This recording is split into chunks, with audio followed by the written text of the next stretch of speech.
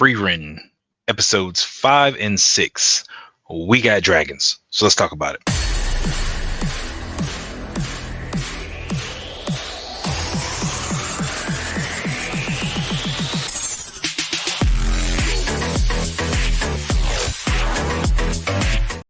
Welcome back, Evan. So we're talking about Frieren Beyond Journey's End, and this is episodes 5 and 6, Phantoms of the Dead and the Hero of the Village. Now, the way this one starts off is it's recapping what happened last episode. I kind of hate when they do this, but I'm not too mad either. But the first, 5 minutes is, hey, here's everything that just happened last episode, which is they got to go to Aurelie, Orele. I'm gonna mess up butchering that name, whatever. But either way, she's trying to go to the mystical place to speak to Himmel. And this was, Eisen speaking to her, telling her like, "Hey, go there. You might have a chance to speak with Himmel, and you can figure out what's going on with your master, and kind of whatever everything that she had found." So they hit the intro, and we see that Fern is having a dream of Hyder, and basically when she was younger and talking about, hey, maybe I'll come visit you one day if you're a good girl, just do your best, behave, and just be what you need to be, become what you need to become stronger, so on and so forth. So with that being said, and she finally accepts that, they wake up and they're entering a new town. Apparently ghosts have been taking people left and right, snatching people up, whatever case it be.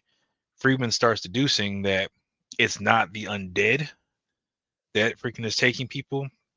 There's a lot of different magic stuff going around in it, and because it appears as a dead family member after talking to several people in the town, it appears to be a dead family member that they see, and then next thing you know, they're gone.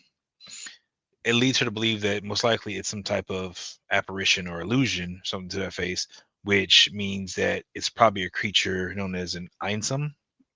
And when they go to actually help the town at Fern's request, because again, Freeman's just like, I'm going about business.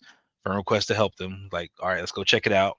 They get some rest, go check out next morning and see that there's a lot of traces of magic that are going on there. And that high level mages, I guess, won't be as easily affected, but still affected to a certain degree. But it plays on your emotions. So as we go through, we see that Freeman is explaining, like, if you see these illusions, which I've seen it several times, it's always of the master begging for her life. So at that, shoot it. Like, use your offensive magic to dispel the apparition and move on from there, and you'll be fine. But don't hesitate, handle it. So as they're going through, we end up seeing an apparition of the fog gets thicker. We see an apparition of Hyder appear to Fern, and Fern gets ready to attack, but of course she hesitates because he's saying all the things that she heard in her dream. And I was like, okay, nice callback. They're setting that stuff up. And then we also see Freerun comes in, is like, do you need help? Like, I'll help you. But before she can help, we actually see her turn around, and to her backside, we see an apparition of Himmel appear. And she's watching it. She's like, oh, I would have expected my master. Looks like I have changed. I have grown. But during this process, Himmel starts to speak to her. And the funny thing is, Himmel looks at her and says, shoot. And she doesn't hesitate. And she fires and she blasts away Himmel. So he's gone. And she's like, that's exactly what he would have said. So it seems like whatever it does, it plays on your mind, but it recreates the person that you're seeing just as they were. So that was where the disadvantage came in for the Einsam, because it created Himmel just as Himmel was, and Himmel was like, ain't about them games, and Himmel knows what's up. So because that apparition was blasted, it cleared some of the fog, which you can actually see the creature that was over is hovering over the Hyder illusion. So now Fern can see that, and she understands, and then she blasts the creature instead and takes out the creature, and that clears the apparitions, and she's able to understand more about what she saw, and how things go. So it's like, all right, that's pretty dope. I like the way that was set up. Immediate, it's a small recollection moment, then immediate, this is how we got to solve it, and it brings it full circle, so it doesn't drag it out. So that's what I liked about that part. But they keep going, and they end up stumbling onto a dragon in a dragon's nest. And we see that there's a grimoire that Furin's been after. Apparently, it's one that makes you see through people's clothes. She likes to collect all the weird stuff, right? So they see it, trying to figure out how to deal with it, and it's like, all right, well, let's just attack it and kind of move on from there. So they set up to attack it, and as soon as they attack it, the blow glances right off the dragon, and the dragon gets up like, yo, I'm finna mess both y'all up. Because both of y'all done started to. Frieren is like, yo, run immediately. Fern's still standing there like, what? Frieren had already took off. So they end up having to run away and get further into the woods. And they're like, okay, what are we gonna do? And I was like, all right, the dragon's pretty tough. Right? I don't expect them to drop a dragon that easily, but the fact is that the magic just glanced off the dragon with no qualms whatsoever. I thought it was that'd be a pretty strong dragon. So we find out that it's a red solar dragon and is very resilient. And with having to destroy it to get the grimoire, you got to get rid of it because it creates this nest with all these shiny objects and powerful magical items. So of course, Freeman wants to get into that nest and see what else is in there. But we get a flashback where Eisen shares knowledge of the village of Regal Canyon. Man, we saw that during the last episode when he's mentioned where they would have to travel, their path that they took 10 years to go through, and all the different places they go to. So the Regal Canyon Pass, the northern checkpoint. So he's like, go take on another companion there. There is someone there named Stark. He's a frontline warrior, someone you need to add to your party because he can't have Himmel and Eisen anymore. So they need a frontline warrior there to be able to handle a lot of the physical aspects of things. This was Eisen's apprentice. And as they walk into the village, after the flash, they walk into the village. There's it's a young woman. I say young woman because she looks very nice for her grandmother, who comes out there and says, "Hey, I would like to have you guys come speak with Stark. He wants to see you guys." So they end up going, and she explains how Stark stopped the dragon in the first place and why they still live in peace and all this. Everything's nice and bustling, so that even with a dragon living close by. So we couldn't find out that Stark had, basically come in and stared down the dragon when the dragon was basically raising the city, and just stared him down like straight standoff. And the dragon was like, "Yeah, nah, I don't want that smoke," and bounced. And when he did that, the town was saved. It was like, okay, well, he's pretty, BA, right? Like he's with it. And then as we go through, Stark greets him with a warning, like, "Hey, don't be messing with that dragon." And he reveals a scar from, on his head. Says, "I got this from a shadow dragon." And Freerun cuts him off, saying, like, "Yeah, it's a minor scar, minor wound, whatever." And I'm not worried about that. But they go back and forth, and eventually he agrees to join them because she says, like, "I need you. I need a frontline guy. I need you to distract them for 30 seconds, and I can get the job done. But I'm gonna need you for this." So Stark decides, yeah, I'll join because he had left Eisen, apparently his master, when something happened, like they had a disagreement between them, and he left without so much as a word. Never, never did anything else more to contact him. And he was terrified and we found out that he was actually terrified to fight the dragon that he did the standoff against. Apparently, their recount of how he handled the dragon versus his, he says, "I was too terrified to move. I was too scared to move. I stood there locked up, and the town was so grateful and so nice to me, and all this other stuff. Like they were really, really cool with me. But I've defeated zero monsters, and I don't know what to do."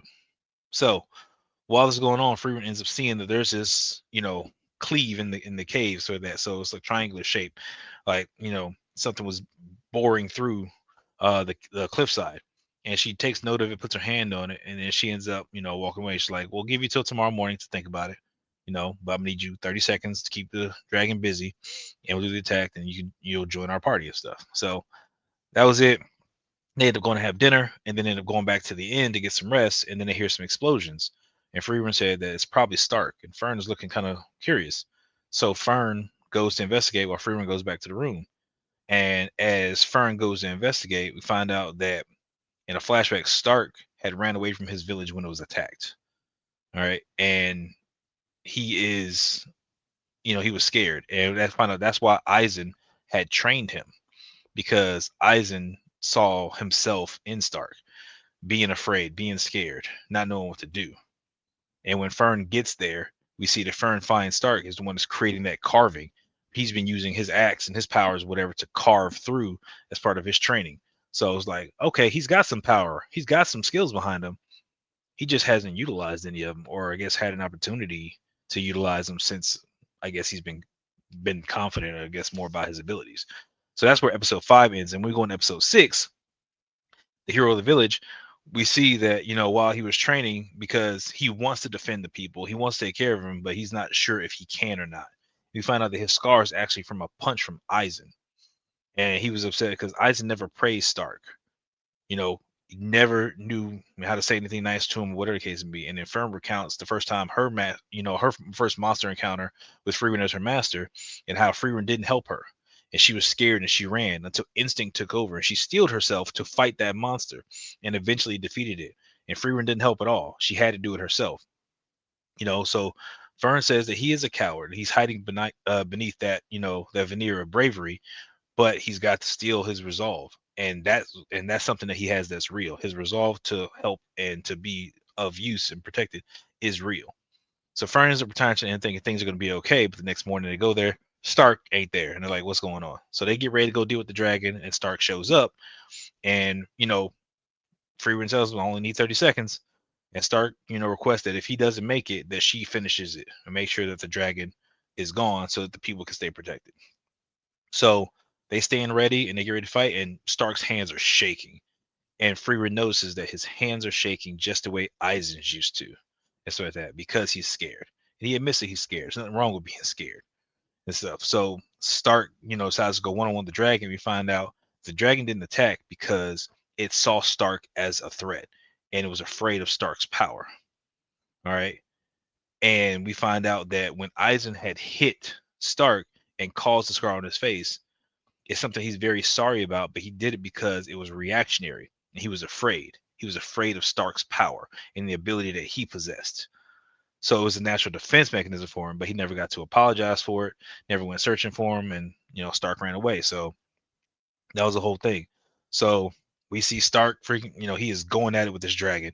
He mans up, he's like straight going at like they're flying in the air and whatever, and Stark is jumping off the body and knocking blows, and eventually, you know, Stark gets him pinned down and freaking basically does this really great freaking shot. He comes down with the axe and bang, pins him to the ground and screams at Freeman, like, I got him down. Take the shot. Like, take the shot, you old hag, and so like that, which he's probably gonna regret saying that. But she says, for what? Like, you've already defeated it. Like, it's done. And we see the dragon disintegrating. So Stark has defeated the dragon all on his own, probably in less than 30 seconds, and he's way more powerful than he realized. So now I think that's definitely going to boost his confidence. And hey, tick one in the box of I got a monster I've defeated, and my first monster defeated was a freaking dragon. Like, hey, you got to kind of put your chest out a little bit for that one. So they end up going through, and Freeman's so happy she gets to go through the treasure hoard, and Fern limits her to 3 items, nothing more than 3 items. And you're going through is like, you've always made our adventures silly, is something that Eisen used to say, and it's the same thing that Stark is saying, like, don't you think it's a bit silly that we're kind of going through this? But Eisen also used to say that you know the journey was made ridiculous but in a good way, like, and that's something that Himmel used to comment on, like, to Eisen, like, would you rather have your journey just be long and hard, or would you rather have some fun with it and enjoy it, remember the good times that you had along the way? So I think that's something that sat well with Eisen. And now we're able to see Stark kind of mimicking that, and that's something he wanted. He wants to be able to have his own stories and be able to, go back to his master at some point one day. So Fern, has the grimoire, and she's checking it out, and it allows you to see through clothes, and she doesn't see anything of use.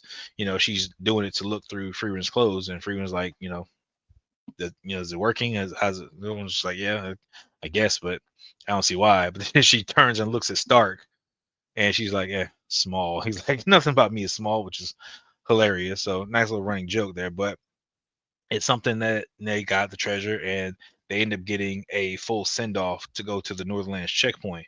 Um, Basically, everybody, it's kind of like a ticker tape parade. So you see like a bunch of the flowers and stuff. They're going off, giving baskets of food. So it's great. So he is a hero. He was able to be the hero of the village. They're able to continue to live prosperously, and the dragon is not there and not going to threaten them anymore. So that's great. But they go up to the northern checkpoint and not able to get through the northern checkpoint. So Freeman decides, okay, I'm gonna go around and frequent the maid shops and see what's going on. You two go do whatever. And even Stark's like, hey, let's go get something to eat. And she's like, yeah, nah. Frieren don't want to go get some eat. Fern don't want to get some eat. She gives her the little mean look because Fern is, the mean one of the group.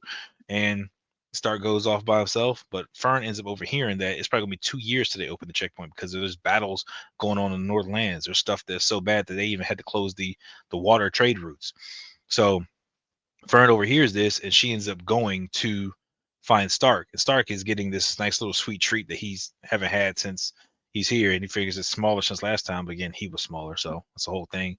But Fern comes in, orders some milk, and is like, "You want to leave too, right?" He's like, "Yeah, definitely want to do it. It could be closed for X amount of time. So we should figure out a way to get this open." So they go through, they check Thieves Guild, Merchants Guild, Black Market. They're doing all this checking to try and find ways to get through, but they're unable to find anything until they eventually run into um, the same spot where the master Eisen had taken Stark, and he has a moment of clarity where it's like, yes, I do want to, have my own adventures. I do want to be able to tell these stories and return to my master and be able to tell them about my adventures and what's going on. I'm pretty sure he's got a few, good years left in him. Like it'll be great. So I think him and Fern are kind of having a little bit of a moment, and she's surprised that he's so agreeable to help. But he's like, I want to have an adventure, and I can't have an adventure if I can't go anywhere, if I'm stuck here. So yeah, we got to do this. So they had a nice little moment, and they go back to searching, and they actually run into Frieren, who is hiding from the guards because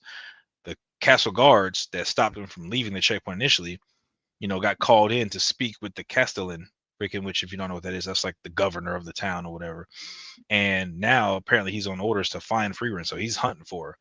And as they are sitting there talking, he ends up finding them, and then he apologizes profusely. We're wondering why is he apologizing, and we see the Castellan show up as well, who also apologizes because they now realize who she is. Frieren was the one who came through with her party ages before and did what she needed to do to defeat their demon lord and king, whatever, and all that stuff. So she's got a reputation. So now they're going to let her through because she could be of use to the rest of the northern lands. So they get a freaking whole little send off, and it was great. Freaking, and they end up going through the checkpoint, and they're off on their way to whatever's going on in the northern lands. So great story. I enjoyed these episodes. One, because I got to see a new character join the party. Stark got to fight, got to get in there and really get some things done. Um, Fern is starting to come more into her own as far as, and she's keeping Frieren in check. It's great. Freeren's still kind of doing her thing. Not much has changed about her in terms of just her demeanor. But it's definitely changed from when she was with her original party to this party. Um, but I'm liking the show. I want to see. We had some good scenes of action, so it's not dragging and it's not boring to me. Like that's one of the things that I was kind of afraid of when watching this show. Is like I heard it was bit of a slower pace and stuff, but it's a good pace throughout the story. Like we're getting a lot of exposition. The way they do the exposition, like the cuts and stuff, to do the flashbacks to put all the story together. It's like you don't have to do this one big long flashback scene stuff. So you dot in pieces of it here and there where it makes sense, and that keeps the story rolling, moving quite nicely. So happy with this episode. These are pretty good. So definitely gonna check out the next ones, and then get back to you guys with 7 and 8 next week on Thursday. So please make sure you hit that little subscribe button. Again, appreciate each and every one of y'all. We will be having reviews for some other stuff coming up. Still got Gachakuda, One Punch Man, and I think we're gonna do just a one-off on The Witcher and talk about what we think about that. So that's all we got for this one. So until then, we'll catch you guys in the next one.